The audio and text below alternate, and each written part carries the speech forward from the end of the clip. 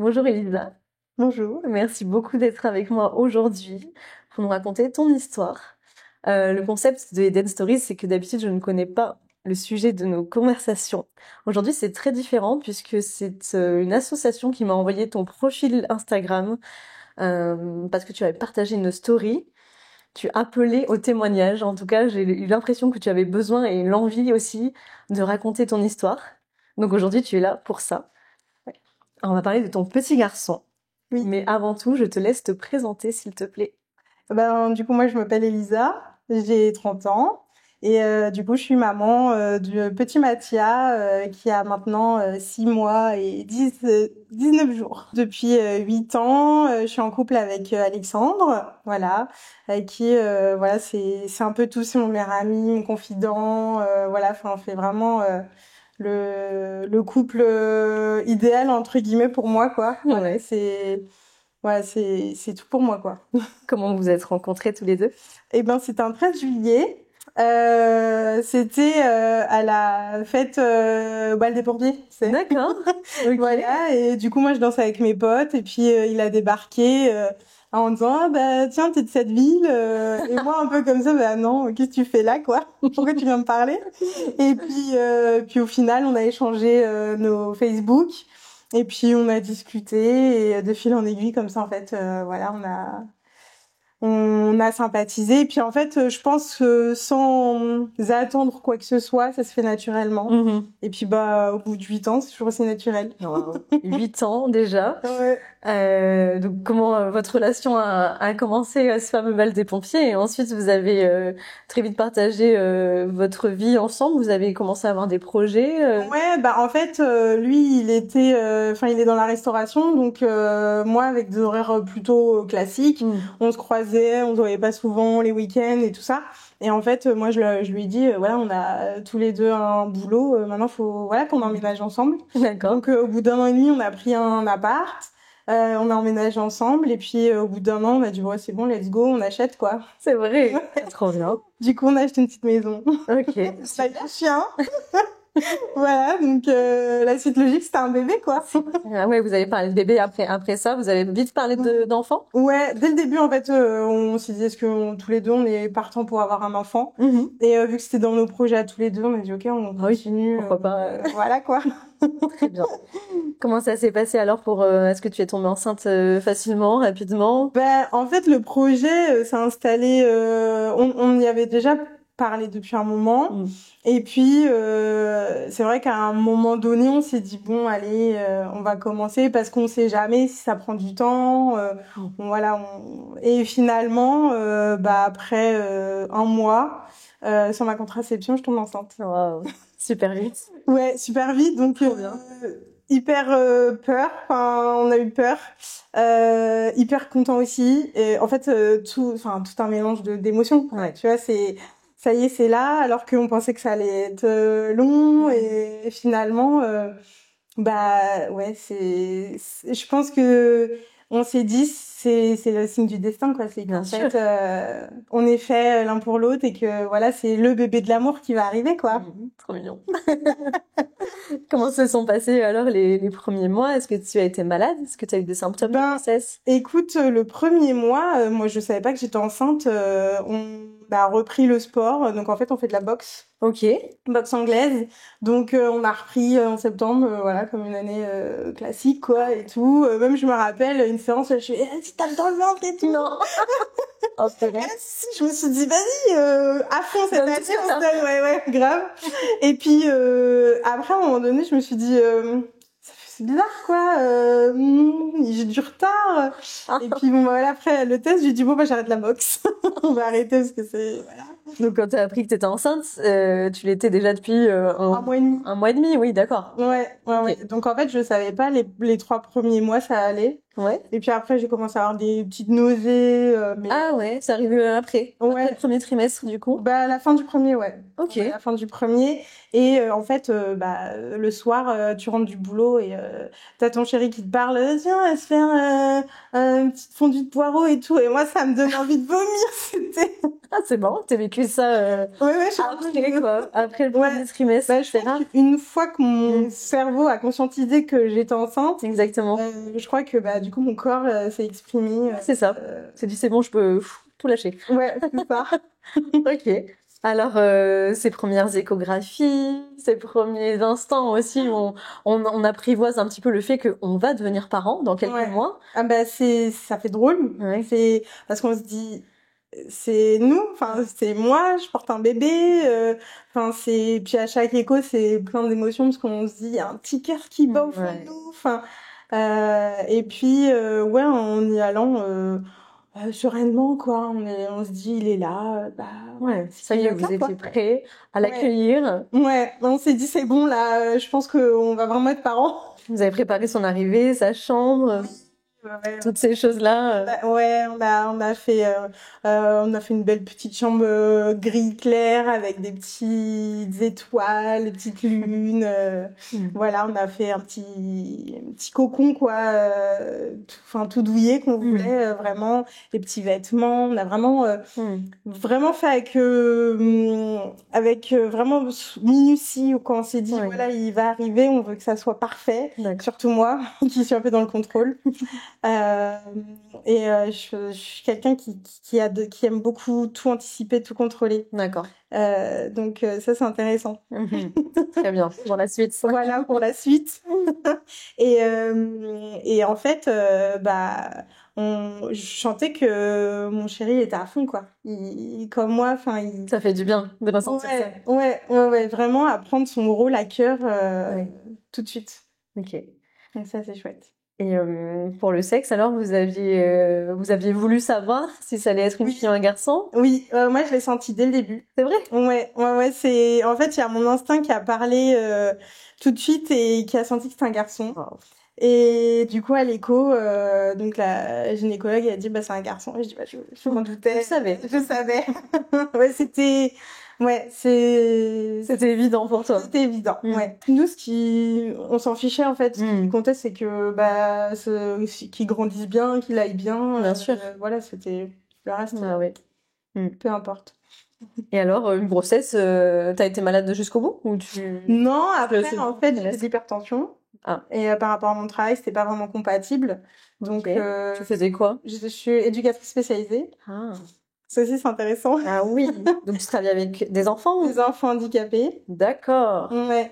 Donc, c'était une période aussi où je me dis, est-ce qu'ils l'ont ressenti? Parce que il y a eu des crises quand même assez violentes pour certains enfants où du coup à un moment donné bon les professionnels de santé ils ont dit ouais on va quand même faire attention et moi je voulais continuer et puis après quand ils ont vu que j'avais de l'hypertension ils ont dit on va pas s'amuser à vous laisser aller travailler donc on vous arrête donc au bout du 5e mois j'étais en arrêt à la maison assez tôt du coup. Ouais. Ça va, tu t'es pas trop j'en ai profité ennuyée pour prendre soin de moi, ouais. faire des choses dans la maison, préparer son arrivée, faire des cours de tu sais dans la piscine avec une sage-femme et tout ça. Ah oui, de préparation. Ouais, des préparations de prénatal où t'es dans l'eau, enfin ouais, ça c'est super, j'avais fait aussi pour Evie, c'était génial. Ouais, et puis ça prend à respirer en fait. Oui, c'est vrai. Hein. Est-ce qu'il te faut un exercice du style tu plonges, vous plongez, vous remontez? J'ai pas fait ça moi. Non. Et ben en fait t'es en apnée au début. Ok. Et puis après à un moment donné elle dit non en fait vous soufflez. Et là tu dis ah ok. Et tu te rends compte que c'est peut-être ça qui va te permettre d'accoucher. Ouais, ok. D'accord. Et en fait à force de faire des séances, ta respiration elle est vachement mieux quoi. Ah, j'avais su ça. Ok. Donc, tu as bien pris le temps de t'occuper de toi, de préparer son arrivée et de préparer aussi ton accouchement. Oui. Surtout que c'était un premier enfant. Oui. Donc bon, on sait bien toutes les questions qui nous passent par la tête, comment ça va se passer, ça te tracassait pas plus que ça si quand même hein. Je me suis dit oh là là comment ça va se passer enfin combien de temps ça va mettre Il prévoyait un bébé de quel poids tu te rappelles en fait il disait que c'était un bébé qui avec l'hypertension qui était assez petit, pas Ah très oui. gros. Mm. Et puis après, on nous avait dit prenez quand même du naissance parce que au D'accord. final à terme, voilà, j'étais censée accoucher mon terme c'était le 1er juin. D'accord.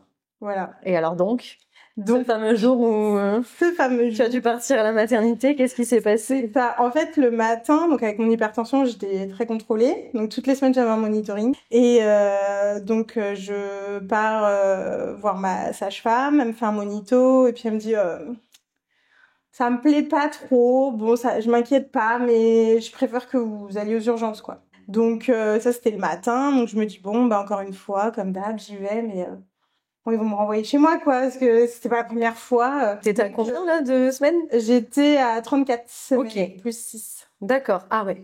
Voilà. Bon. Donc, voilà. Pas tout à fait l'heure quand même, hein. Ouais. Oui. Il restait du temps. C'est ça. Donc, mais bon, après, c'était pas un gros préma non plus. Enfin, Oui. c'était, voilà. Il était dans la prématurité, mais pas la plus élevée. C'est ça. Mm. Il était dans la prématurité quand même. Oui. Et donc, je prends le temps de prendre un sandwich à la boulangerie parce que je sais que ça va être très long. Ouais. Des bonbons, tout ça. Voilà, quoi. Et puis, arrivé aux urgences, on me fait un monito toute l'après-midi, quoi. Ah ouais. Et quasi dans la salle avec le monito dessus. Ouais. Hein. C'est ça. On me dit, en fait, il bougeait pas pareil. Ça faisait quelques jours qu'il bougeait pas comme d'habitude, mais je me suis dit, après peut-être il prend de la place aussi. Oui, il en a moins pour se déplacer, voilà. C'est ça. Et il avait la tête en bas déjà. Il avait déjà la tête en bas. Plus. Donc je me suis dit voilà, moi en fait je suis pas, je me dis allez, faut laisser faire la vie quoi, ça va sûr. quoi. Ouais. Donc, arrivé le monito, tout ça, les heures passent, je mange des bonbons et puis je le sens qu'il bouge vachement. Je dis non, c'est ce que j'allais dire. Il bouge quoi. C'est bon, je le sens bien, il bouge. Elle me dit ouais, mais on n'aime pas trop le monito quand même, il est assez calme. Donc, on vous fait une écho. Première échographie, on me dit rien et je repars encore en monito. Là, je me dis, c'est 17h30, j'en ai pour combien de temps, quoi. Entre-temps, mon chéri, il avait fini sa journée, il est rentré, il a promené le chien, il m'attend. Donc, je refais un monito, et là, on me dit, non, on vous refait une écho. Encore une seconde. Bizarre, quoi. Ouais. Et ils te disent rien? Non. Rien de plus? Non, on me dit, c'est pour vérifier. Bon, on me dit, ok, on va vérifier, quoi. Mais c'est une journée perdue, on est le 19 avril... j'ai autre chose à faire, quoi. J'ai d'autres projets, surtout que le week-end, on voyait ma meilleure amie et tout, donc voilà, je me dis, j'ai d'autres choses à faire. Et là, deuxième écho, on me dit, on vous fait une césarienne. Maintenant? Ouais. Mais en fait, je dis, quand? Moi, je suis un peu sur ma planète, quoi. Je dis, d'accord, mais on programme ça quand, en fait? On ouvre l'agenda, alors. C'est ça. Je suis disponible tellement. C'est ça, genre, si vous voulez, ok. Et puis, on me dit non maintenant. Ah ouais. Ah là, je suis en panique. Je me dis, on est le 19 avril, j'ai rien préparé, la valise est pas prête, c'est trop tôt, et puis... Ça y est, c'est genre aujourd'hui en fait qu'on va le faire. Je suis toute seule. C'est ça. Mon chéri est pas là. Donc je vois, j'ai 6% de batterie sur mon téléphone et je me dis oh là là, j'appelle mon chéri, j'envoie un message à mes parents, mes amis proches avec qui je parlais depuis la journée, je leur dis je pars en césarienne, je vous tiens au courant, Et ils t'expliquent pourquoi cette césarienne d'urgence? On me dit juste on a une suspicion sur les flux qui passent moins bien entre le placenta et le bébé, mais c'était pas... En fait, dans leur discours, c'était pas un truc sûr, quoi. C'était pas... on les sentait pas... voilà. Ouais, même eux, ils avaient l'air pas très au courant de ce qui se passait, quoi. C'est ça, ils étaient un peu entre deux, ils savaient pas. Donc, je pense qu'ils se sont dit, vu le terme, on préfère... voilà. Et pas prendre de risque non plus, quoi. Voilà. D'accord. Donc j'appelle mon chéri et là pareil, elle est en panique, je lui dis écoute, fais une valise, mets-moi des trucs, prends des vêtements pour le petit parce qu'en plus j'avais fait une petite pochette avec écrit son prénom pour sa première tenue et tout. Enfin, vraiment, j'avais dans ma tête programmé les choses. Je m'étais dit c'est bon la semaine d'après et puis en fait c'était maintenant quoi. C'était là. Et lui comment il réagit au téléphone là, tu le sens paniquer? Ah ouais, carrément. Ouais. Et puis vite, oui, fait des affaires et vient, quoi. C'est ça. C'était loin de l'hôpital? On est à 25 minutes. Quand même, ça fait du trajet pour cogiter aussi, quoi. C'est ça, c'est ça. Et franchement, ouais, il était dans tous ces états. Et je lui dis, là, j'y vais maintenant. En fait, on me donne de quoi me changer. On prend mes affaires. On me dit, venez. Enfin, je suis en 2-2, je suis en blouse d'opération, quoi. Enfin, du bloc. Et là, je me dis, ok, donc on va dans un bloc opératoire, quoi. C'est ça, l'accouchement? Wow. Oui. On s'imagine jamais ça pour notre accouchement. Tu t'imagines toi déjà avoir les premières contractions, faire le travail un petit peu à la maison, partir en urgence à la mater aussi, voilà, vite, avec l'excitation, l'euphorie du truc. C'est ça, moi je m'étais dit, oh là là, si je perds les os, comment ça va? Enfin, en fait, je me suis projetée tellement que là, en fait, tout ce que je m'étais projeté, je me dis, finalement... Rien à voir. Rien à voir, quoi. Donc là, je rentre dans un bloc hyper froid, enfin bloc opératoire, quoi, hyper stérile. Et je me dis, ok, moi j'ai déjà eu des opérations, donc je me dis, encore une opération. En fait, dans ma tête, il y a eu comme un moment de blanc, enfin de trou noir. Je me dis, ok, en fait, là, on va m'enlever mon bébé, mais finalement, je suis dans une pièce que j'ai déjà vue pour des opérations qui n'ont rien à voir. Enfin. Okay. Et donc là, on me dit, vous avez mangé, tout ça. Je dis, ouais. Donc on me fait une rachie. Et donc elle arrive pas à me piquer, elle me dit là non, ça fait mal, hein. Et après elle dit oh là là, j'ai pas envie de dire oui, oh là là quoi. Moi j'ai pas choisi cette situation en fait, clairement. Donc arrêtez de râler quoi. Et donc après c'est pareil, obligée d'enlever toutes les boucles d'oreilles, les piercings, les machins. C'est pareil, j'étais pas prête. Hein. Donc j'étais un peu dans ailleurs, donc c'est un médecin qui m'enlève toutes mes boucles d'oreilles, enfin. Ah, t'étais sonnée quoi. Ah ouais, un choc mais en fait je me suis laissée aller. Et puis après quand on dit faut inciser. Et donc là t'es toute seule? Ouais, je suis toute seule. Ton chéri a pas le droit d'assister à la césarienne quand c'est d'urgence, il me semble qu'il n'a pas le droit d'être là. Ouais. Donc c'est pour ça qu'en plus ça rajoute le fait que t'as l'impression que c'est une opération quoi. Clairement. Et donc il y a des nanas qui sont là, moi je suis la sage-femme, je vais accueillir votre bébé, tout ça, moi je suis là pour vous, tout ça. Alors ok, donc en fait enfin j'ai vraiment en fait j'ai été hors de moi à ce moment-là, j'étais vraiment ailleurs. Et puis là j'entends 18h10 on incise. 18h19 il est là, il est né. Ça y est. Tu l'entends pleurer? Non. J'entends rien. Et là on me dit félicitations, félicitations. Et je dis mais mon bébé m'a dit ils sont partis s'occuper, enfin ils vont s'occuper de lui, mais vous inquiétez pas, super félicitations. Et là je me dis mais comment vous pouvez me dire félicitations? Je l'ai même pas vu mon enfant. Et donc en fait après s'ensuit des minutes interminables où en fait on a l'impression qu'on te charcute à l'intérieur en fait. Du coup on enlève tout. Tout ce qui était de toi, une mère, voilà, une femme enceinte et tout, là, on t'enlève tout comme ça. Et puis, je fais quand même une petite blague. Je leur dis, si vous pouvez faire un petit chirurgie bariatrique en même temps. Voilà, je me dis quand même, on va faire une petite blague, quoi, histoire de... Et puis après, très vite, les angoisses remontaient, parce que c'était un peu le côté où, vas-y, on va un peu dédramatiser la situation. Dès le début, je me suis dit, allez, ça, c'est pas... C'est fort d'arriver à faire ça, quand même, hein. Ouais. Sur la table, c'est ça. Ouais, en plus, elle a les bras, tu sais... c'est ça, ouais, j'imagine. Et et puis, je pars en salle de réveil, mais en fait, j'ai même pas mon téléphone, j'ai rien, donc je sais même pas quelle heure il est, rien. Et puis, je demande des nouvelles, et puis on me dit, on peut pas vous monter en maternité parce que vous avez 17-10 de tension, quoi. Et je lui dis, oui, en même temps, c'est normal, j'ai pas de nouvelles de mon bébé, donc comment vous voulez que je redescende? Ah ouais. Et donc du coup, j'attends, je regarde, j'observe autour de moi, et puis j'entends les infirmiers qui disent, on va peut-être lui faire une petite piqûre, quoi, une injection, parce que ça descend pas, en fait, même avec des médocs en intraveineuse. Ah ouais? Ouais. Donc, je lui dis, écoutez, faites-moi tout, moi je veux remonter, quoi, je veux voir mon bébé. Ils me font une piqûre, je redescends pas. Et puis, mon conjoint à côté qui veut venir me voir, quoi. Tu m'étonnes. Et donc, on me dit, si votre conjoint vient, est-ce que ça vous ferait du bien? Je dis, carrément. Oui, un minimum quand même si je vois pas mon bébé de suite, bon... c'est ça, je dis, carrément, faites-le venir. Et en fait, quand il est arrivé, j'étais tellement contente de le voir. Et tout de suite, je lui dis, alors, comment il va le bébé? Et en fait, quand il m'a raconté, je pense que même lui, il était complètement ailleurs. Il m'a dit, bah, je suis arrivée en panique. Heureusement, il y avait ma mère et mon frère qui sont venus avec lui. Ah. Ils ont dit non, on le lâche pas, on vient avec lui. S'il y a quoi que ce soit, au moins on est là.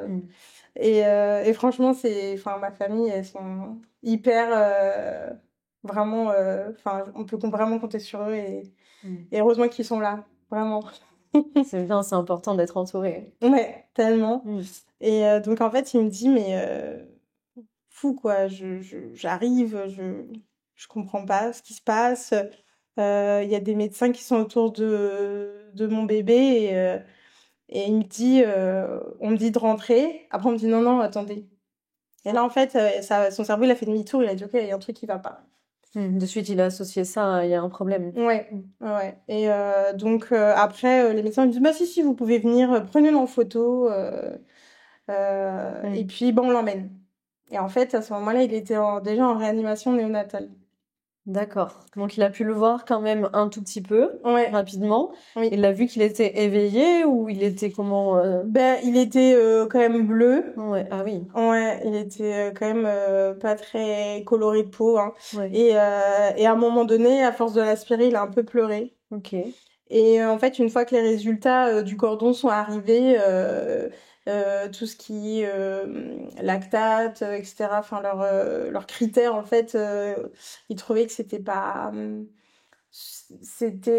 un peu inquiétant quand même. Donc ils se sont dit, bon, bah, on l'emmène, on le met sous hypothermie. Ah, ok. Bah, alors, ouais, hypothermie, je connais pas, quoi. Bah, surtout sur un nouveau-né. Bah, c'est ça. Donc, en fait, il m'explique tout ça. Moi, je suis encore en salle de réveil. Et puis là, ma tension, elle redescend, en fait. Quand il me dit, je l'ai vu, regarde la photo, je l'ai vu, j'ai dit, ah, mais il est trop beau et tout. Enfin, en fait, moi, j'occulte tout ce qui est médical, quoi. Moi, je vois mon bébé, c'est Bien tout. sûr. T'es euphorique de pouvoir au moins le voir sur l'image du téléphone, quoi, en photo. Et tu te rends pas compte, en fait, ce qui est en train de se passer. C'est ça. Donc, clairement, moi, je me dis, ok, bah, je vais le voir après, quoi. Ça peut arriver. T'es forte, hein, quand même, parce que c'est long, là, c'est toute cette attente, cet accouchement toute seule. Bah, à 18h19, il est né. À 21h30, j'étais encore en salle de réveil. Ah ouais. Et je suis montée en mater, il était quasiment ouais, 22h30, 23h. Oh. On comprend pas ce qui se passe parce que le matin, on se dit bon bah bisous, tu vas au travail, moi je vais faire mon monito, voilà, une journée classique. Et puis en fait, on se retrouve parents. Ça y est, quoi. Sans le bébé Sans à côté pouvoir, de vous, quoi. ouais. Donc on nous met en unité kangourou, donc pour les prématurés. D'accord. Et là, en fait, il y a un berceau qui est vide. Et on nous explique, en fait, bon, bah, vous pourrez aller voir votre bébé en réa plus tard. Donc, mangez un peu, prenez des médicaments, parce que du coup, on m'avait refermé avec des agrafes.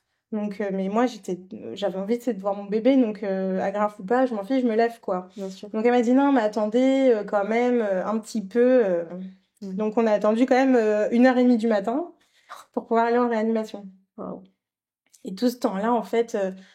bah, je me dis, bah, il est bien, quoi. Enfin, voilà, il est... Parce qu'il y a aucun médecin qui vient te voir pour t'expliquer un petit peu ce qui est en train de se passer? Non. Faut qu'on aille en réanimation pour qu'on nous explique. D'accord. Mais en même temps, il faut que tu attendes de pouvoir te lever pour y aller. Donc, en attendant, t'as pas de réponse à tes questions. Ah, mais moi, j'ai juste envie, c'est de descendre, quoi. Donc, Ah oui. je leur dis aux infirmières, laissez-moi partir. Enfin, descendre, je vais aller voir. C'est la maternité au 3e ou 2e. Enfin, du coup, elle est en haut et la réa, elle est en bas, quoi. D'accord. Okay. Donc, je vais, du coup, voir mon bébé. Déjà, c'est particulier parce que c'est une porte et il y a une sonnette. Donc on sonne, on dit bah bonjour, on est les parents de Mathia. Et là, c'est la première fois en plus qu'on dit Mathia. Oui, on se dit ça y est, on est les parents. Ouais, c'est ça, c'est oh là là, ça y est, on a un rôle hyper important là. On nous ouvre et puis en fait, on arrive dans un sas où faut se désinfecter les mains, faut mettre des blouses, des charlottes, enfin des masques. Donc on se dit ouais, c'est ok. En fait, là, c'est l'hôpital quoi. C'est pas un service comme les autres. Donc là, on traverse un couloir. Donc en fait, c'est un couloir qui est assez quand même joliment décoré, voilà, parce que c'est des bébés. Oui, c'est en sorte ça pour. C'est ça. Et là, en fait, bah, on arrive dans le service où il y a plein de chambres. Et il y a notre bébé dans une toute petite chambre, vraiment une petite chambre, Tout seul, du coup? tout seul. Et donc il y a une infirmière qui dit bah, attendez, je viens avec vous. Et là je vois juste mon bébé quoi. Je me dis ah il est trop beau. Et en fait avec du recul je me dis bah il était dans des couvertures blanches. Enfin c'est pas des enfin c'est des couvertures qui sont un peu plastiques quoi. C'est voilà intubé donc un truc qui va dans la gorge. Enfin branché de partout. Et moi non moi je vois que mon bébé quoi. Ouais. Et on nous dit, bon, bah, voilà, on l'a mis sous hypothermie. Donc, on dit, ok, bah, c'est quoi? Et en fait, on dit, voilà, en fait, on refroidit les bébés à 33,5 degrés. D'accord. Pour garder, en fait, toutes les fonctions neurologiques pour qu'il y ait le moins de séquelles possible. Le moins de lésions, le moins de... Voilà. Et parce que en fait, on nous explique que bah, il a manqué d'oxygène, que les résultats du cordon étaient quand même inquiétants et que vraiment pour préserver au maximum son cerveau, bah, c'était le mieux quoi. Donc D'accord. pendant 72 heures, il a endormi refroidi avec une machine. Ah, il est endormi en plus de Oui. ça. Bah ouais, parce que c'est pas agréable d'être tout froid quoi. Ouais, ouais. Donc à 33,5 degrés, il est quand même froid. Bah oui. Et donc, on se dit, ok, bon, bah, ça fait partie du processus, quoi. On se dit, enfin, en fait, ouais, tu positives vraiment, ouais, quoi. Ouais. Je me dis, après, du coup, à un moment donné, on remonte, on va dormir, et puis je dis à mon conjoint, bon, bah, je sais pas, peut-être dans 2-3 semaines, on sera sortis, quoi. J'étais perchée. Je me dis, ok, bon, bah, alors, il faut 3 jours, après 3 jours pour le réveiller, une semaine, je me dis, bon, ça va. Ouais, tu fais des calculs là dans ta tête. Ça, en fait. Et puis on me dit, ouais, c'est une méthode courante. Bon, bah, tu dis, Ils sont habitués, voilà. C'est leur job. C'est ça. 34 semaines plus 6. On se dit, bon, bah, quand ça même, va aller. Ouais, en fait, il fait 2,290 kg. Ouais. Donc, voilà, il est pas non plus bien. rikiki et il fait 43 centimètres. Donc, on se dit, c'est quand même par rapport au tout petit prémat qu'on voit à travers les portes, on se dit quand même, bah, lui, ça. Oui, parce qu'en plus de ça, quand tu vas voir ton enfant, tu vois les autres quand tu passes dans ce couloir-là. Ouais. Tu vois les autres box avec des bébés beaucoup plus petits, peut-être. Ouais, c'est ça. Et on voit des bébés qui sont vraiment, enfin, qui seront à 24-25 semaines. Ouais. Donc, nous, on se dit, ah, ça va, quoi. Nous, il n'a pas de souci, on va dire, viscéral. Ouais. Parce que, bah, tout fonctionne. Ok. Et puis, on nous explique, par contre, que, bah, pendant ces 3 jours, il peut faire des arrêts cardiaques, des convulsions. En fait, il peut se passer plein de trucs. Ok. Et là, on a dit, ouais, mais ça va aller? Et en fait, on nous dit, on sait pas. Et je crois qu'en fait, à force d'y aller à chaque fois et qu'on nous dise, on sait pas, je pense qu'on s'est rendu compte là où on était en fait. On est redescendu tout de suite. Et là, c'était une vague de violence où on s'est dit, waouh, en fait, c'est pas ça la maternité que je rêvais en fait. C'est, moi, je voulais juste mon bébé, 3 jours, hop, on s'en va, l'allaiter, tu vois. Et puis en fait, tu te retrouves dans un service, on te dit, on sait pas s'il va mourir, s'il va vivre, s'il va faire un arrêt ou pas. Et pourtant, il est formé, quoi. Oui. Donc tu te dis, putain, quoi. Oui, quand tu le vois, en tout cas visuellement, toi, tu vois pas les. Pourquoi il est dans ce box? Pourquoi Bah, c'est ça. Puis tu dis, bon, bah, c'est leur processus qui est comme ça. Et à chaque fois, bah écoutez, ça va. Oh, là, aujourd'hui, à telle heure, ça va. Ouais, mais c'est pareil, c'est des paliers qui peuvent aussi redescendre, non? C'est ça. Ah, mais on nous dit, hein. Oui, mais en fait, c'est ça la réanimation, c'est que bah dans 5 minutes, on sait pas s'il peut nous faire quelque chose. Ouais. Et ça a été ça jusqu'à son réveil. Combien de temps après? 72 heures. Après sa naissance? Après sa naissance. On le réchauffe par palier de 0,2 degrés en fonction de s'il supporte ou pas. Et là, c'est pareil, c'est une étape, on nous dit, bah pareil, on sait pas ce qui peut se passer, s'il supporte bien le réchauffement. Et là, on se dit, ok. Et en fait, déjà là, on commence un peu à flancher parce qu'on se dit, ouais, tout ce qu'ils nous disent, en fait, c'est pas très positif. Alors que nous, ce qu'on veut, c'est juste partir avec notre bébé. Hein. Ouais, oui. Et donc, bah, le réveil, voilà, ça va. Ça va, il se réveille. Tu vois pour la première fois ses yeux. Ouais, on lui met juste des petites lunettes d'oxygène, donc il est plus intubé et tout, donc et je me souviendrai toute ma vie de son quand il a ouvert les yeux, parce que en fait il y a des lumières qui peuvent au niveau de l'intensité plus ou moins être intenses ou pas. Et je me souviens, on nous dit ah bah faut à un moment donné, il faudrait qu'il ouvre les yeux là, parce que ça commence à faire long. Bon, et là je me dis oh là là, on lui a laissé lui le temps quoi. C'est clair. Et donc là, il y a une infirmière qui éteint la lumière et il ouvre les yeux. Ah. Et là, oh, magique. Là, je me dis, oh là là, je vois ses yeux, il est là, oh, il est trop beau. Et en fait, c'est un bébé qui était tout boursouflé par la sédation, en fait, pour le temps de l'hypothermie. Mais moi, c'est pas grave, je le voyais, il était là, trop beau, quoi. Genre, c'est mon bébé. Et je me dis, ça y est, il ouvre les yeux, il est là, donc il bouge à moitié. Enfin, on a l'impression qu'il est un peu sur la lune, quoi. Oui, tu m'étonnes. Ouais, il est là, mais alors on n'entend pas trop, il ouvre la bouche, mais on n'entend pas trop ses pleurs. Et puis, pareil, je me souviendrai toujours de ses premiers petits pleurs, on aurait dit un petit chat.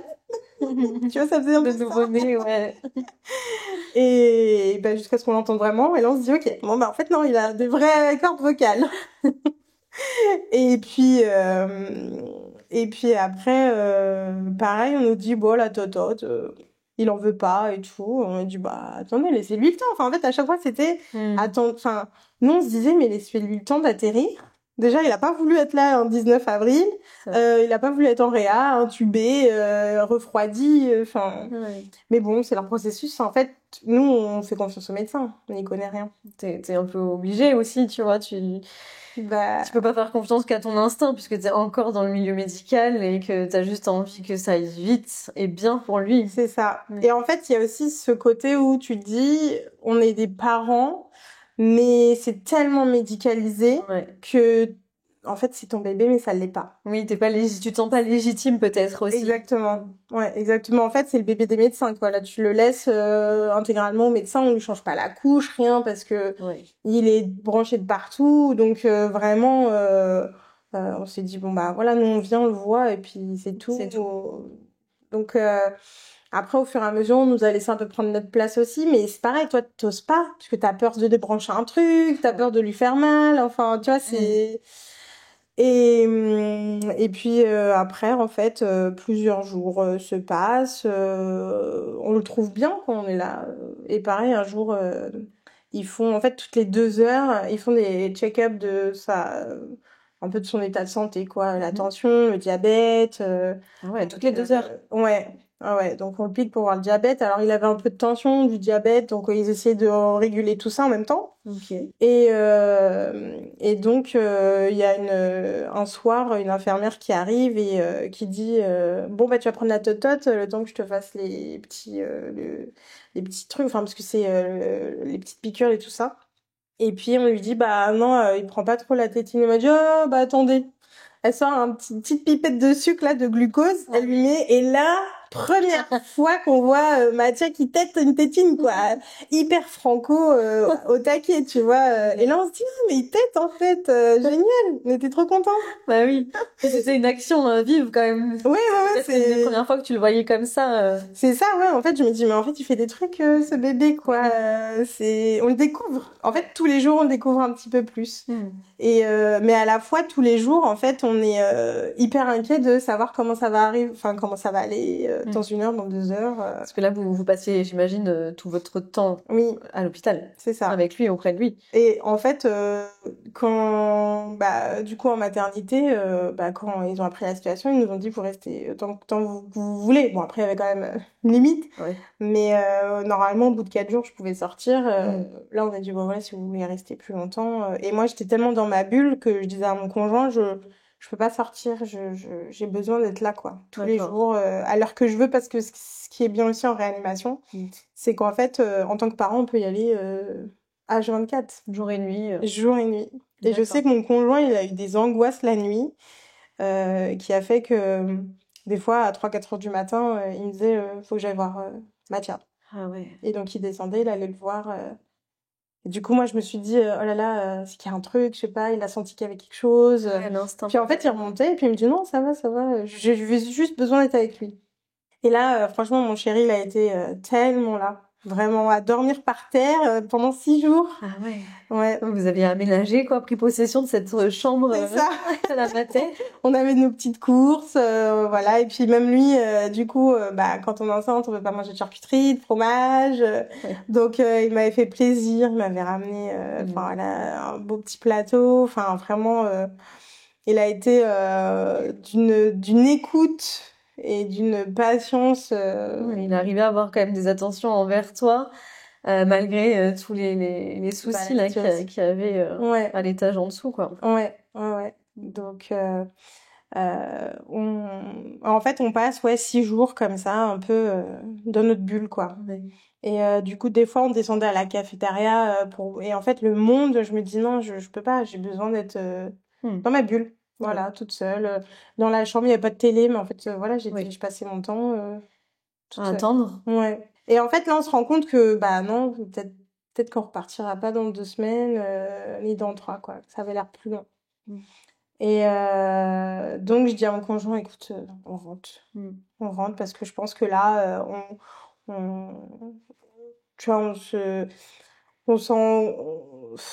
on est dans un cercle un peu vicieux là on n'est pas bien, bon, on rentre. Et donc là on rentre, c'est un peu dur aussi de se dire en fait là on part sans nos bébés et puis on voit des parents qui partent avec des cosy et plein quoi, enfin avec un bébé quoi. Et nous on repart avec des habits de bébé qui ont pas été mis parce que du coup quand c'est comme ça en animation ils sont en couche, ils sont tout nus. Et on a dit bon on rentre. Et donc on allait tous les jours du matin au soir. Et en fait ça passe tellement vite que tu te rends même pas compte que des fois il est déjà 22h ou tiens j'ai peut-être faim, il est quelle heure? Ah bah ouais il est 16h en fait, j'ai pas mangé depuis hier. C'est tellement sur notre planète que tu te rends même pas compte de l'heure qu'il est, de quel jour on est. Ce qui compte c'est notre bébé quoi. Ouais. Et c'est tout. C'est notre bébé. Et là, est-ce que les médecins savent te dire ce qu'il en est? Est-ce qu'il y a une avancée dans la recherche de son état? Non. Toujours pas. Non. Il se questionnait parce que il avait des pouces à l'intérieur. D'accord. Avec les mains refermées. Et donc en fait, comme s'il avait les poings fermés, mais avec les pouces vraiment rentrés quoi. Ok. Et ils se sont dit justement, on se pose des questions si c'est pas neurologique. Et donc là, on nous dit de toute façon, après l'hypothermie, on fait une IRM pour voir l'état du cerveau, si l'hypothermie a aidé ou pas. Et là, je me souviendrai toujours aussi de cette médecin qui arrive dans la chambre de Mathia et qui nous dit voilà, l'IRM, elle est pas revenue enfin, il y a des choses. On voit qu'il y a une hémorragie intraventriculaire, donc due en fait au manque d'oxygène. Il y a des saignements un peu partout. Elle dit on peut pas vraiment comprendre tout de suite, expliquer ce que c'est, peut-être un AVC, peut-être quelque chose en fait qui s'est passé. Donc ils envoient quand c'est comme ça les résultats à Necker et aux professeurs expérimentés dans ce domaine en neurologie. Et on nous dit mais bon on voit pas là tout de suite de séquelles. Et là soulagement pour moi, je me dis cool. Oui, parce que on te parle d'AVC, après on te dit qu'on voit pas trop de séquelles. C'est ça, tu dis ok c'est le bazar, mais bon ça va, ils ont pas de séquelles. Et moi j'ai dit en fait, je lui dis je travaille dans le milieu du handicap, j'ai pas envie d'avoir un enfant handicapé, je sais ce que c'est. Je sais ce que c'est au quotidien. Ouais. Et donc on nous dit ok écoutez on attend de voir les résultats. Donc en effet c'était bien un AVC du nourrisson qu'il avait fait. Son cerveau, il a tellement réagi au manque d'oxygène que il a mal réagi. Et c'est ce que nous expliquent aussi les médecins, c'est que le cerveau, par rapport aux autres organes, c'est un organe qui réagit très mal au manque d'oxygène. Et donc ça peut en fait faire des défaillances partout, quoi. Qui sont irréversibles en plus de ça. Oui ou pas. Souvent, ça dépend vraiment en fait de chaque situation. Mais en tout cas, on nous a dit voilà le cerveau puis c'est un mystère le cerveau mine de rien. Bah oui. C'est vrai. On connaît pas tout du cerveau. Hmm. Et donc, voilà, on nous dit ça. Bon, on continue, voilà, son petit chemin en réanimation. Et puis nous, notre quotidien, quoi. Et puis on nous dit, ok, on l'emmène en néonat, quoi, en néonatologie, parce que bon bah il respire tout seul, il a plus trop besoin de lunettes. Ok. On va du coup commencer à le faire manger. Voilà, franchement c'était Super. bien parti quoi. Au bout de Oui. 7 jours, on se dit cool. C'est Hmm. que voilà, Matcha, il montre que Il se bat. bat. Et puis nous, on était trop fiers de lui, de voir ses petites avancées. Et puis, je vois qu'il pleure beaucoup. Ce jour-là, je dis à mon conjoint, je dis Alex, je sais pas, je suis pas bien là, je le vois pas bien. Et puis du coup, lui, il le prend dans les bras parce qu'il me dit, bah, vous voulez faire du pot à pot? Je dis non, moi franchement, je le vois tellement pas bien, Ah. j'ai pas envie. Et puis, du coup, j'ai pas envie qu'il ressente que je suis pas bien parce que je le vois pas bien. Hein, Ouais, je vois. Et puis là, il désature. Mais il a jamais fait ça, quoi. Ah. Il a jamais rien fait. Et là, au bout du 7e jour, il désature. Donc, on voit, ça descend, parce que du coup, il est branché de partout encore. Donc, on suit à la lettre on suit tout, quoi. Hein, tout est constante et tout. Et puis, bah, l'infirmière, elle arrive, elle dit, ah, bah alors, hop, elle lui met un petit coup d'oxygène, ça va mieux, il remonte. Oh, deuxième désaturation. Et là, on a dit, waouh, qu'est-ce qui se passe, quoi? Et pareil, hop, il a eu du mal à remonter, mais il est remonté. Et là, je dis, Alex, on rentre. Je dis, je le sens pas, je vois qu'il est pas bien. Je veux qu'on rentre, quoi. Hmm. Et la nuit, on m'appelle, 4 heures du matin. Le médecin. Oui, bonjour, c'est l'hôpital. Bon, bah, on a mis votre fils en réanimation parce que il désaturait trop et puis il a convulsé. Oh. Donc, on sait pas si c'est de l'épilepsie ou si c'est une convulsion de mal, mais pardon. On préfère voilà, le remettre dans le service de réanimation. Mais vous inquiétez pas, ça va, venez pas, quoi. On s'occupe de lui. 4 heures du mat, Oui. moi j'allais réveiller mon chéri en disant on y va quoi, go. Ouais. Et donc elle dit non, non, non, venez demain tranquille. Bah, je suis tranquille. Tu dis ça, Ouais, t'as juste envie d'être à côté de lui. c'est ça. Mais bon, on se dit de toute façon, on fera rien de plus. Hmm. Donc le matin, on se lève, on y va limite en courant quoi, et on nous dit, on comprend pas ce qui s'est passé, on le remet sous oxygène, tout ça. Alors entre peut-être du coup sa glycémie, on comprend pas, donc hop, on lui fait un EEG, donc un encéphalogramme, enfin non, Je peux pas t'aider là-dessus. un électroencéphalogramme. Ok. Voilà, qui du coup prend les mesures en fait du cerveau, comment le cerveau fonctionne. D'accord. Donc il lui met un casque et tout, il est des petites aiguilles dans le cerveau, tout ça. Oh. Donc ça, il avait eu ça pendant l'hypothermie pour voir s'il faisait pas des convulsions qui pouvaient passer inaperçues. Donc on s'est dit ok, bon bah hop, on est reparti. Hmm. Et mort d'inquiétude en fait, mort d'inquiétude de voir de savoir ce qui se passe quoi. Oui, et puis la veille, il sortait de la néonate, et puis après il y retourne, et il se passe toutes ces choses-là en une nuit, quoi. C'est ça. C'est dur, quoi. C'est lourd pour toi aussi, pour vous deux.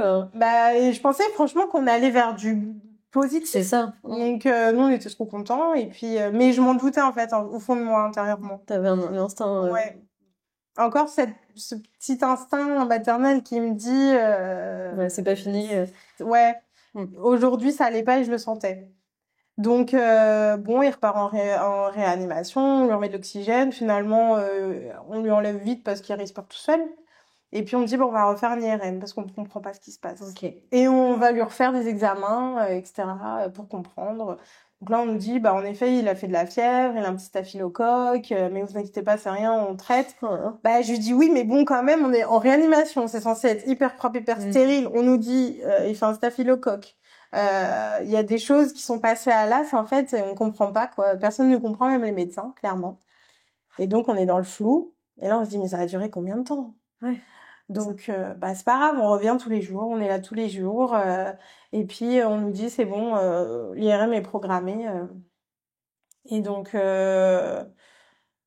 quand les résultats de cette seconde IRM arrivent, on nous dit, vous voulez qu'on reste dans la chambre ou qu'on aille dans un bureau?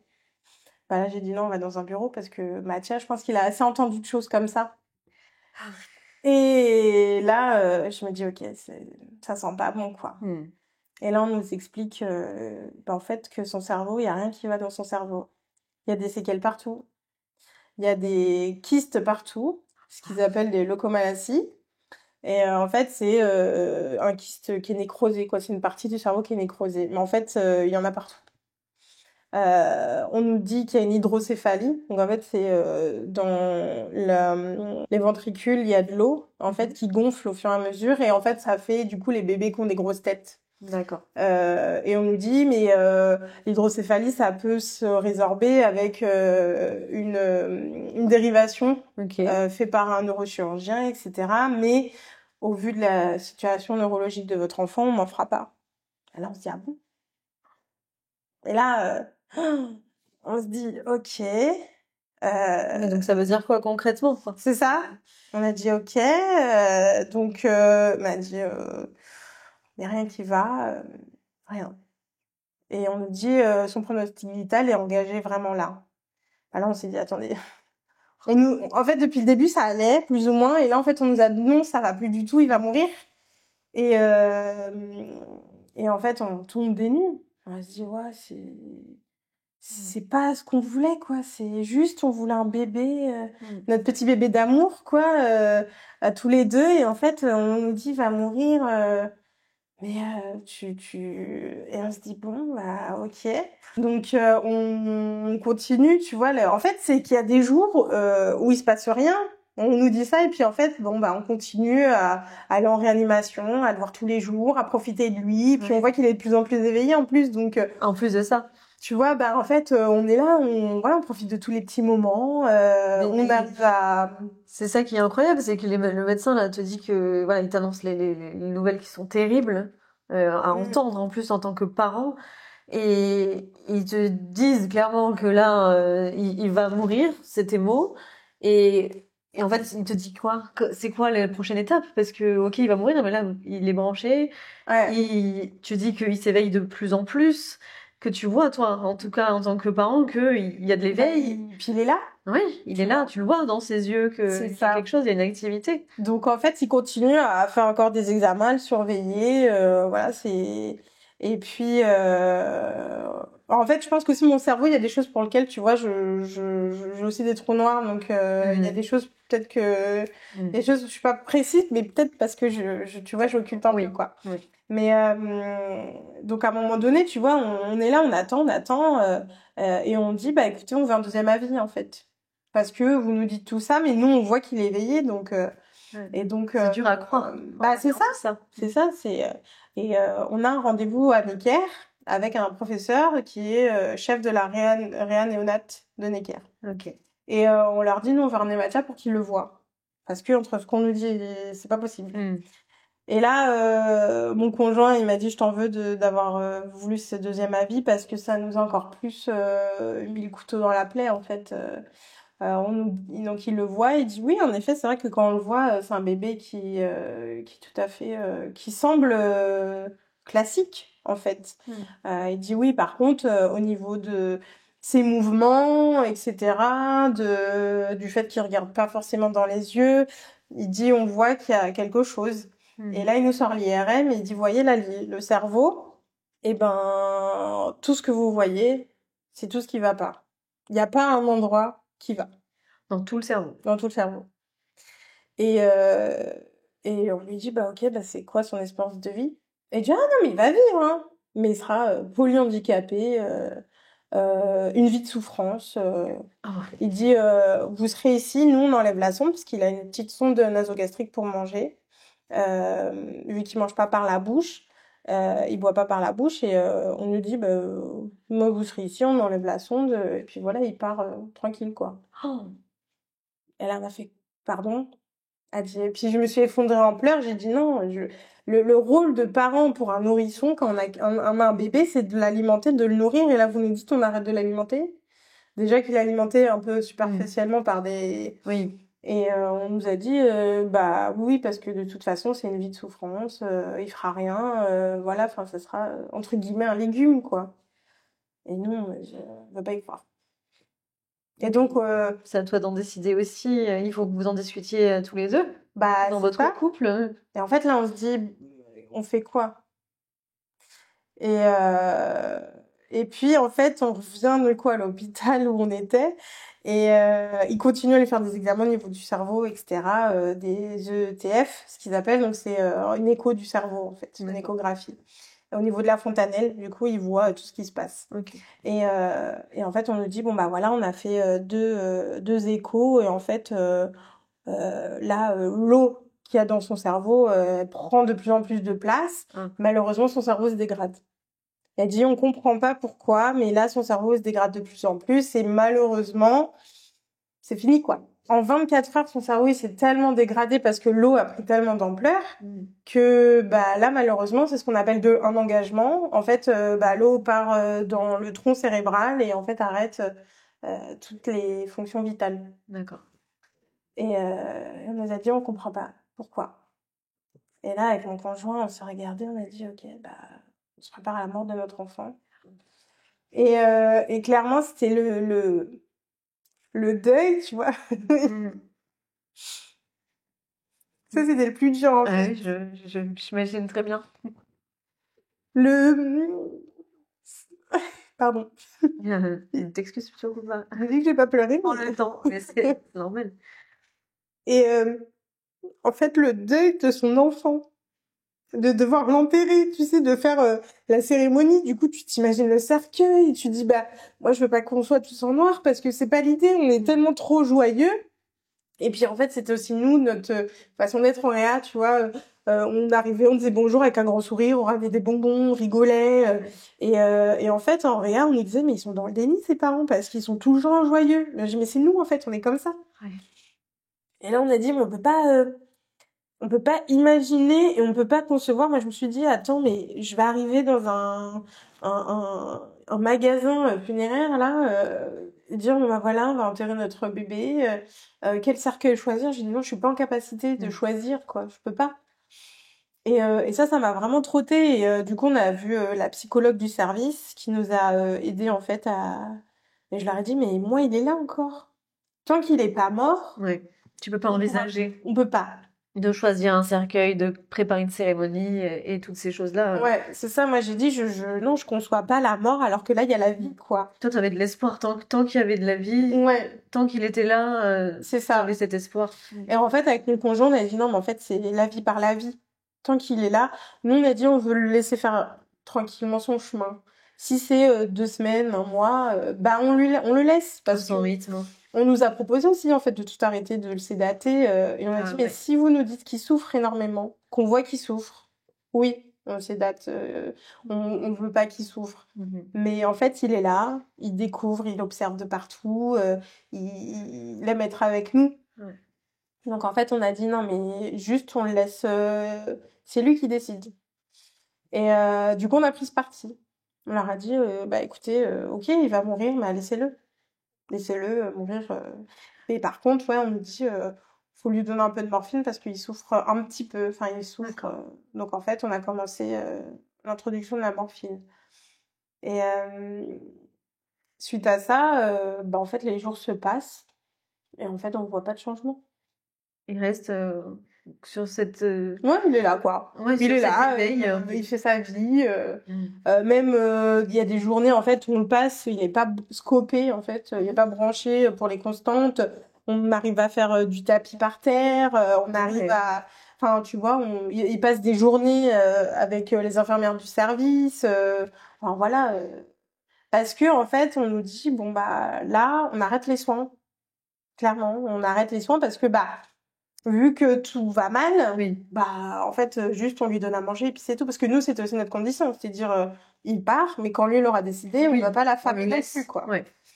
Donc bah en fait les jours se passent et à un moment donné on a dit bah ça fait 1 mois et demi.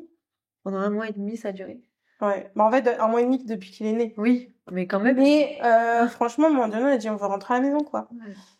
Quitte à profiter des derniers instants avec lui, autant que ce soit chez vous dans votre cocon. Ouais. Et on nous dit ah bah c'est pas classique en fait votre demande, il faut que ça soit quand même bien cadré, bien géré parce que s'il y a quoi que ce soit, il faut que vous puissiez être prêts et que nous aussi pour que si vous veniez et que vraiment il se dégrade que voilà, on puisse vous prendre en charge rapidement.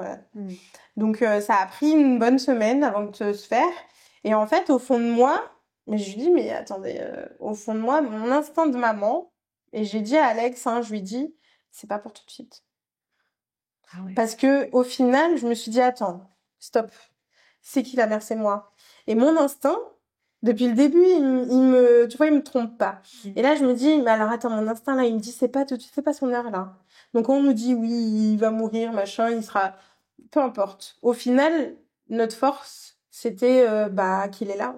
Et peu importe comment il évoluera, il est là. Et il y a un médecin qui nous a dit, mais vous vouliez pas d'un enfant handicapé? Et en fait, on a dit, non, mais là, on n'est plus là-dessus. Ah. Vous nous dites, il va mourir. Nous, on vous dit, il est en train de vivre, on le laisse. Et peu importe comment il évoluera, finalement, il est là. C'est tout ce qui compte. Ouais. Donc, on rentre à la maison. Et en fait, on le voit tellement bien. C'est vrai, Franchement, tu vois ah ouais. la différence. Ouais. Vraiment, on le sent, vraiment, il a sa place, quoi. Il est là. En fait, on dit aux gens parce qu'on est vraiment très, très bien entourés. Et ça, franchement, je remercie toute notre famille, nos amis pour ça. Parce ils sont présents pour nous et on leur dit, bah écoutez, on rentre à la maison, venez le voir, quoi. Parce qu'on sait pas combien de temps ça peut durer. Est-ce qu'il y a des gens de ton entourage qui avaient pu le voir avant cette sortie? Ouais, mes parents, ma meilleure amie. Et c'est jamais très évident de présenter son enfant tout branché. Mais au final, ils ont occulté tout ça aussi, tu vois. Ils se sont dit, bah c'est un bébé, quoi, c'est Mathia. C'est tout ce qui compte. Et ça nous a tellement fait de bien. Et quand on est rentré à la maison et qu'on a vu un défilé de personnes autour de nous qui sont venues qui venaient voir Mathia. Et en plus, Mathia, il était là tellement bien, il dormait dans les bras de chacun. Tout le monde voulait profiter. Et en fait, on a dit, mais en fait, c'est ça qu'on voulait. Bien sûr. Et notre revanche, vraiment, c'était de se dire, on rentre à la maison, quoi. Parce que, à un moment donné, tu fais le deuil de te dire, punaise, mais on a tout préparé, tout était calé. Moi, j'avais tout en tête. Et c'est là où, tu vois, je me dis, bah, finalement, ça sert à quoi de tout prévoir, tout anticiper, tout organiser? Ça sert à rien. Parce que finalement, bah, là, on vit l'instant présent. Et là, l'instant présent, c'était juste qu'il puisse kiffer sa petite vie et profiter de tout donc on faisait des balades, on allait chez nos amis, on allait au resto, enfin voilà, on s'est dit on veut qu'ils découvrent un max de choses autour de chez nous parce que comme on leur a dit aussi aux infirmières en réa, on leur a dit mais nous on veut juste pouvoir se balader avec notre chien, quoi. Et donc il y avait une infirmière qui avait un peu retenu ça en disant mais vous allez pouvoir vous la faire votre balade avec votre chien. Tu vois, des choses simples mais en même temps qui créent des souvenirs. Ouais. C'est ça aussi l'importance de rentrer chez soi, d'être chez vous dans votre cocon, vous trois, entourés de vos proches, des gens qui ont été là et qui vous soutiennent.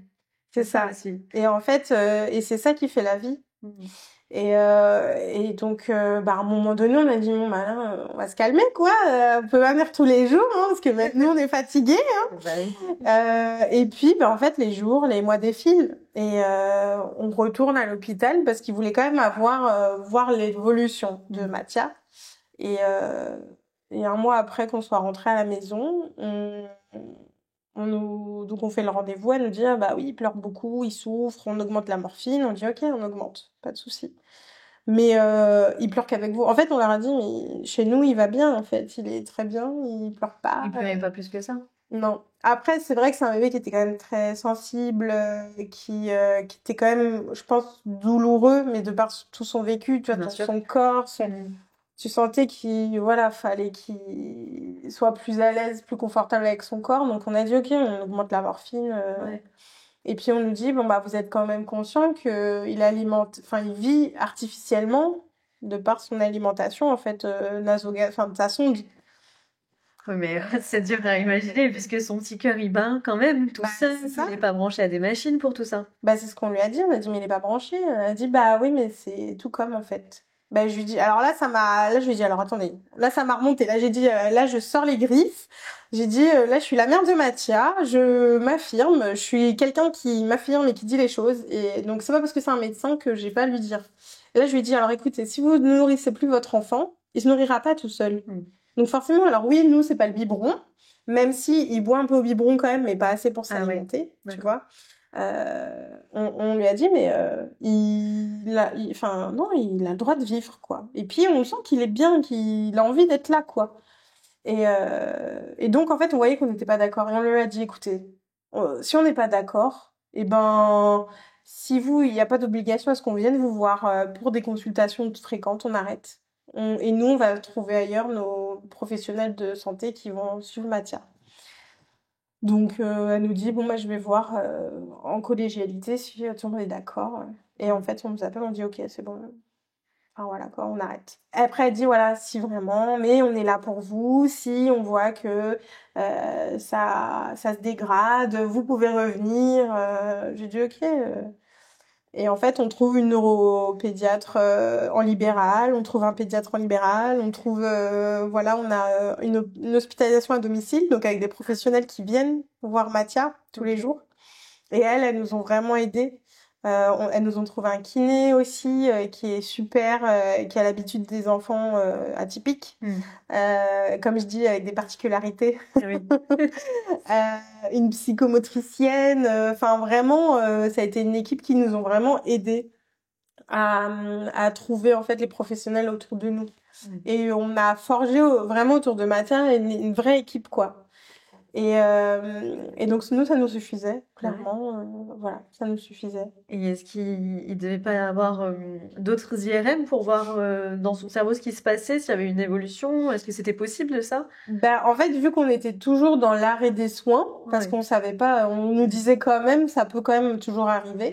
On nous a dit non, il n'y a pas de, on va pas faire d'examen parce que c'est quand même un IRM, c'est quand même contraignant et déjà nous, en tant qu'adultes, on n'aime pas trop passer des IRM, alors pour les petits bébés, c'est quand même angoissant. D'accord. Donc on nous a dit non, en fait, on voit à la clinique. Ok.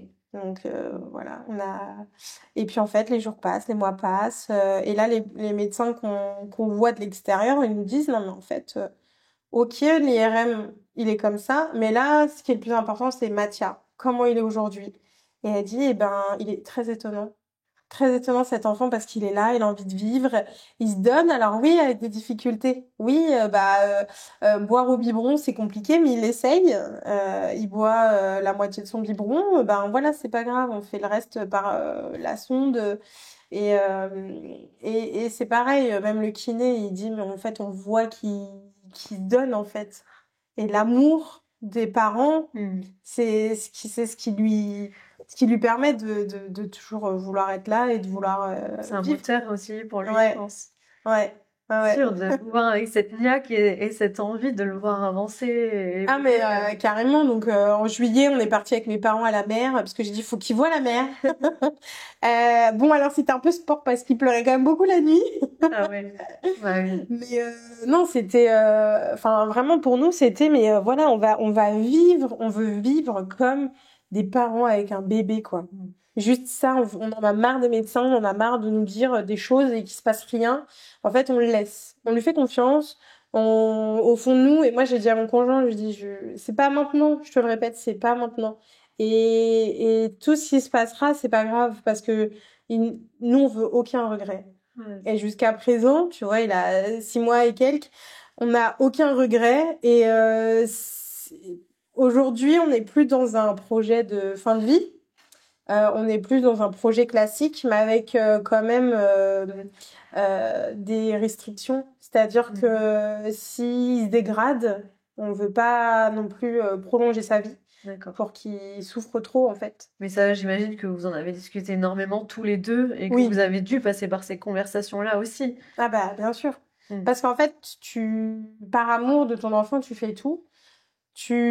En fait, c'est jamais simple parce que quand t'es parent pour la première fois et on te demande de prendre des décisions et après on te dit non mais on vous demande pas de prendre une décision hein. Mais tu sens quand même que tu dois prendre une décision quelconque parce que clairement ils peuvent pas sédater et entre guillemets faire partir ton enfant si toi t'es pas d'accord. Bien sûr. Et nous on avait dit on prend la décision de le laisser. De laisser faire sa vie, mais en effet s'il souffre et on nous avait toujours dit écoutez la morphine vous savez au fur et à mesure on augmentera et jusqu'à ce que en fait ça l'éteigne Et puis la neuropédiatre la dernière fois elle nous dit on arrête la morphine parce que finalement il va bien, il est là.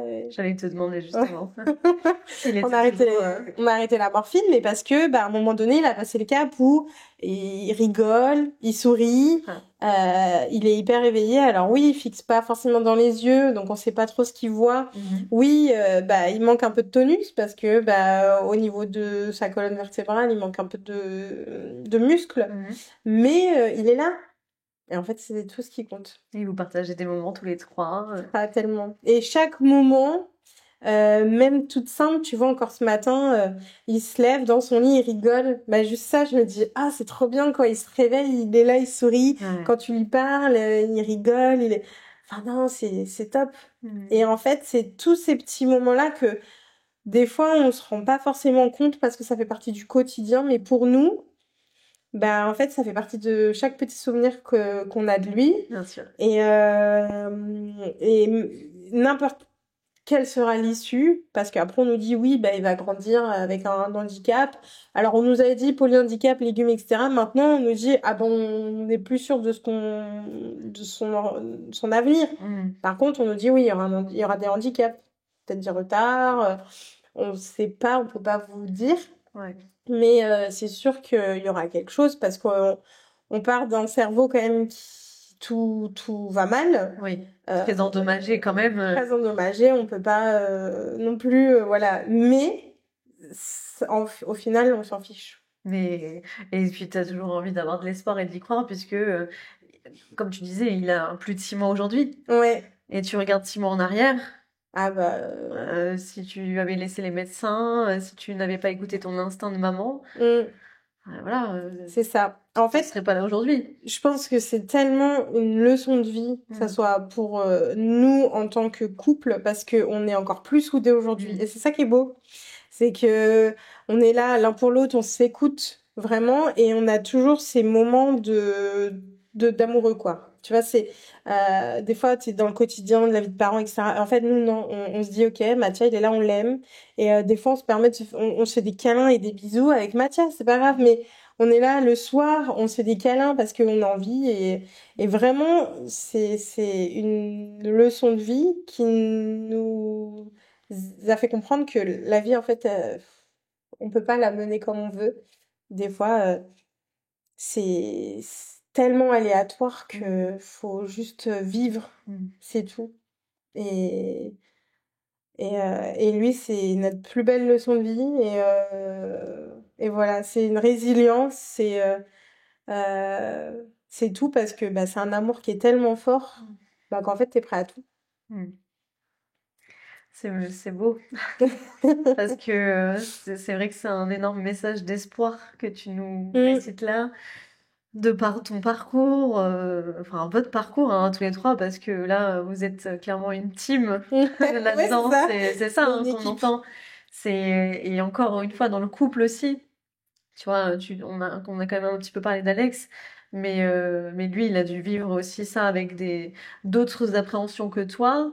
Mais voilà, tout en gardant le cap, en gardant des attentions envers toi aussi, en gardant son rôle de chéri, de papa. Tout ça, c'est pas évident aussi pour un homme, parce que alors, pour une maman, bon, moi je me mets à ta place, hein, c'est terrible, mais pour un papa, en plus, c'est. En fait, moi je lui ai dit, il faut que tu parles, il faut que tu exprimes comment tu te sens parce que il n'y a pas que moi aussi dans cette histoire. Et lui, c'est quand même quelqu'un qui peut facilement pleurer quand ça va pas, et il y a eu des moments où il y a eu beaucoup d'angoisse. Et du coup, on en parle et puis en fait, on suit aussi une thérapie. C'est ce que j'allais te demander, voilà, si vous étiez encore aujourd'hui suivi. Ouais, alors pas par l'hôpital, mais voilà, par une psychologue et séparément parce que du coup, on a nos angoisses qui sont différentes. Exactement. Mais on avance et on avance avec. Oui, c'est bien, c'est un travail important à faire aussi. Oui, ouais. Pour aussi, toi, ta vie de femme, parce que tu es aussi, outre la maman que tu es et la conjointe d'une autre personne, tu es quand même en tant que femme, lui pareil en tant que papa, que conjoint, c'est super important aussi de pas s'oublier. Ouais. Toi, tu n'as pas repris le travail, toi je suis à la maison. Voilà. Toi, tes projets pour l'instant, tout tourne autour de Mathia pour l'instant et c'est pareil, hein, moi je m'étais projetée à retourner au travail, on avait trouvé une nounou, etc. Donc c'est pareil, ça a été dur hein, d'aller voir la nounou et de lui dire bah finalement on est plus dans un projet de fin de vie donc on va pas vous le laisser quoi. Et puis en plus il a une sonde aussi donc Oui. c'est pas possible. Ouais. Et donc même elle a été très très touchée par notre histoire. Et en fait, moi maintenant, c'est avant tout sa prise en charge, ses accompagnements. Donc là, il a la kiné 2-3 fois par semaine, Ouais. orthophoniste pour travailler tout ce qui est la bouche, l'oralité. D'accord. Voilà, pour qu'il progresse et pour qu'il continue à encore plus évoluer au niveau de la prise du biberon, des purées. Parce que du coup, on a commencé les purées Super. et il adore. C'est génial, c'est incroyable ça. Ouais, il adore manger purée, il adore le fromage, du coup on lui met du fromage dans sa grignoteuse, enfin voilà, il fait ses dents, Ouais. donc non en fait c'est que des étapes de bébé classiques en fait. Oui, mais que tu ne voyais pas peut-être Ouais. pas arriver un jour, quoi. Bah c'est ça, donc en fait voilà, là c'est ma priorité, c'est lui. Après, bah il y a mes parents qui le gardent quand même souvent. On essaye aussi de le laisser. Après, c'est pas forcément facile, Ouais. mais pour que moi j'ai mes temps Oui. aussi, mes petits moments. Et puis, en fait, c'est pas une fatalité finalement toute cette situation. Et en fait, moi, ça m'a fait tellement changer, ça m'a tellement aidé à changer ma façon de voir la vie, de voir les choses, de plutôt bah, profiter de tous les jours en fait. Et finalement, bah, le travail, Oui. c'est pas une priorité. Mm. C'est la famille avant tout. D'accord. Alex, lui, il travaille. Oui, il a repris le travail. Mm. Bah après, par contre, il reste quand même très disponible pour l'emmener à des rendez-vous. Mais c'est ça, parce qu'il y a énormément de rendez-vous. Ouais. Parce que bah, entre la neuropédiatre, le pédiatre aussi, ça, c'est des rendez-vous C'est médicaux. ça. Mm. Mais après, et ce qui est fou, c'est qu'au début, quand on allait voir les médecins, il pleurait énormément. Et que maintenant, quand il rentre dans un cabinet, il rigole. C'est vrai. Et il sourit. Il se sent trop bien. Ah. Donc voilà, nous aussi, c'est une victoire de... En fait, c'est un message de dire, bah, vous voyez, maintenant, on voulait tellement me faire mourir, et ben que maintenant, je vous rigole au nez, quoi.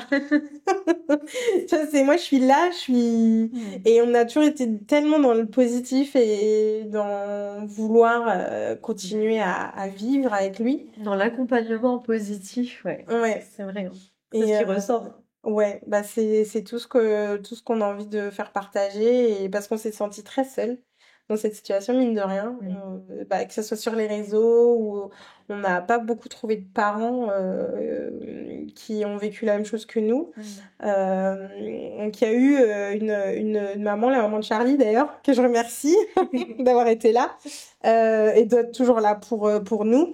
Mais en fait, les parcours sont tellement différents Ouais. que bah tu t'avances dans le flou et ça sert à rien de vouloir essayer de se dire ah bah comment il y évoluera non. Donc nous on a ouvert un compte Instagram d'ailleurs qui permet bah moi de faire aussi ma thérapie. Oui. Ça Ça m'aide. passe par là aussi. Ouais, ça m'aide au quotidien vraiment et puis ça aide aussi d'autres mamans à discuter et en fait maintenant on parle plus du handicap donc je discute beaucoup avec des mamans qui ont des enfants à particularité Okay. avec des handicaps et en fait bah ils sont tellement en fait tu te rends compte qu'ils sont tellement courageux, c'est des enfants c'est des guerriers en fait C'est vrai. c'est impressionnant de voir la force qu'ils ont et cette page Instagram me fait vraiment beaucoup de bien. Et elle est ouverte enfin voilà, elle est ouverte à tout public qui veut. Et voilà, c'est ce qui compte. Partager notre histoire et finalement, comme on dit, voilà, la vie par la vie, quoi. Bah, il n'y a pas plus belle conclusion, je crois. Vraiment, même si je savais de quoi on allait parler, tu as apporté les détails et tu as déroulé le fil conducteur de tout ça. Et bravo pour votre courage. Et surtout, moi, ce qui ressort, c'est ta joie, en fait. Ta joie, ton peps, tu vois, dans tes yeux. Et je trouve ça tellement admirable.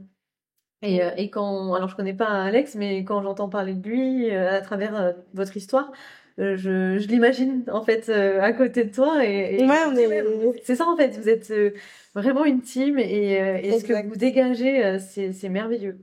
Pour votre petit Mathia, c'est tout ce qui, je suis sûre et convaincue que c'est tout ce qu'il a besoin en fait. C'est ça aussi, c'est pour ça qu'aujourd'hui, tu as cet enfant éveillé qui a envie de se battre et qui chaque jour un peu plus évolue. Bah c'est de vivre sans regret. Voilà, c'est tous les jours on se dit, aujourd'hui on a vécu, on vit toujours sans regret et c'est ce qui compte. Et on est une team. C'est ça. On est hyper soudés, tous les trois maintenant du coup. Bah oui. Et c'est ce qui compte. En tout cas, je vous souhaite encore tellement de bonheur et de moments, de souvenirs à partager. Merci. Et merci mille fois d'avoir déposé ton histoire ici. Ça me touche énormément. Merci à toi d'écouter notre histoire. C'était vraiment un grand plaisir. Et voilà, je vous souhaite beaucoup, beaucoup, beaucoup de bonheur. Tu embrasseras Mathia et Alex pour moi, en tout cas. Oui, merci. On reste en contact. Moi, je vais suivre sur ta page. Avec plaisir. Évolution. Avec plaisir. Bref parcours. Merci de tendre ton oreille à notre histoire, qui est pas forcément facile, mais voilà, qui est pleine de légèreté quand même. Exactement. Merci beaucoup.